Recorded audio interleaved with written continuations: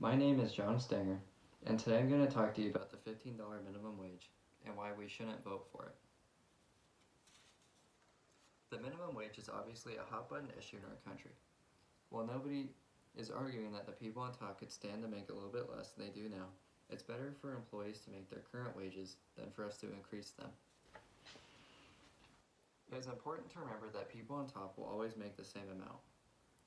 Therefore, if a company pays 10 employees $7.50 per hour, but we must increase their wages to $15 an hour, then that same company will fire 5 of those employees to pay the other 5 $15 an hour.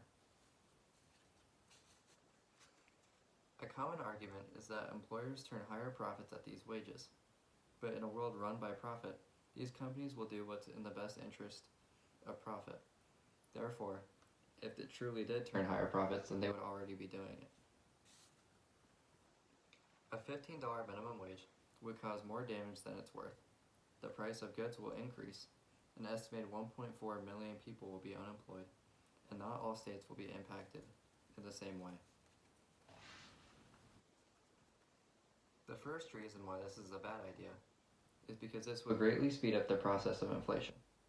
The minimum wage is a great way to see the value of the dollar. As the minimum wage goes up, the value of the dollar goes down. The government expects annual increases in inflation already, but it is not prepared to handle inflation to this degree. It would cause a recession almost instantly. For example, state economies take this into account to prepare.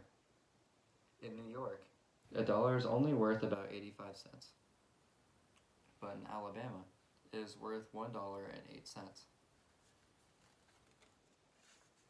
This means wages in New York need to be higher than in Alabama to truly make the same amount.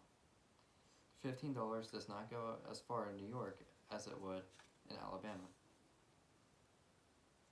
The next reason why we shouldn't have a $15 minimum wage is because 1.4 million people will become unemployed. Many universities, including Harvard and Stanford, conducted studies that show that this increase will pull 1 million people out of poverty.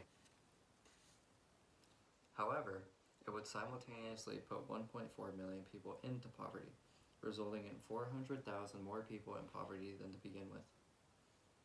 Another common argument that people make is that it is good to have a price floor this high for new workers. While this may be true, a minimum wage and a price floor are not the same thing, because there is no guarantee that these people will all have a job, especially with these new increases. People who are unemployed have a price floor of $0. Another impact of these layoffs is the potential increase in taxes. This would be necessary to cover welfare and unemployment checks that 400,000 people would be applying to.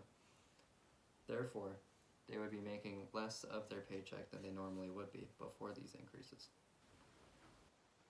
Once again, an increase of this magnitude may seem good in theory, but it simply wouldn't be beneficial because of how many ways it would negatively impact the public.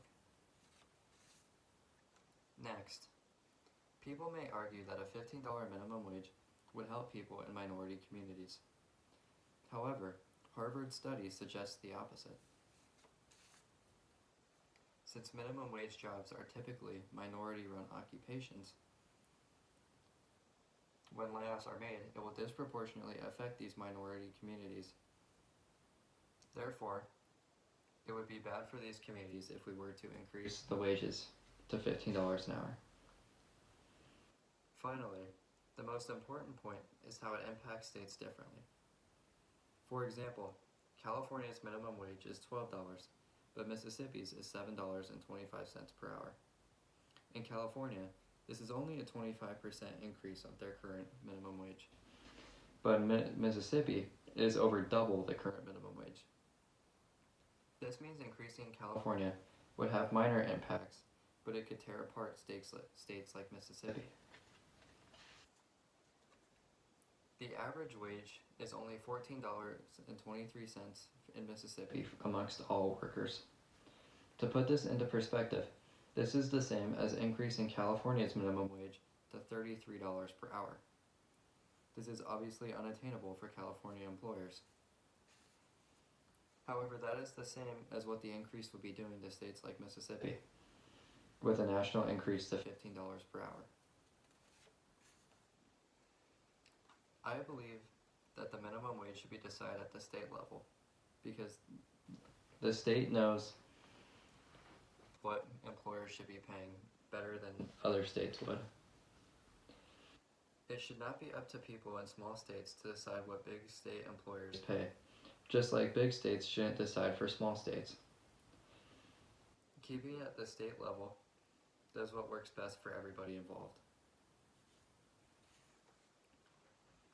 This is why I believe a $15 minimum wage is a bad idea.